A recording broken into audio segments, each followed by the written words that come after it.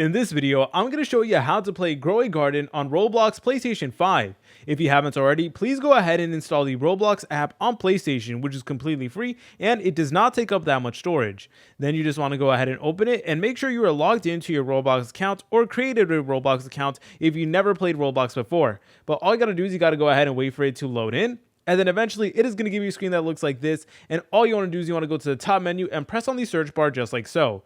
Then from here, please go ahead and look up Grow a Garden just like so. So once you're done with that, all you want to do is you want to go ahead and begin searching for it, and you should be able to find it relatively easily. So yep, here it is. So let's go ahead and select on it just like so, and let's go ahead and begin playing. And once you're done with that, it will now actually let you play Grow a Garden on the PlayStation 5. And then from here, you basically would control it like you would on like a mobile device or on a PC and stuff like that. So from here, you guys can go ahead and begin growing your plants and begin advancing in Grow a Garden. If you guys found this video helpful, make sure to leave a like and subscribe. I'll see you in the next tutorial.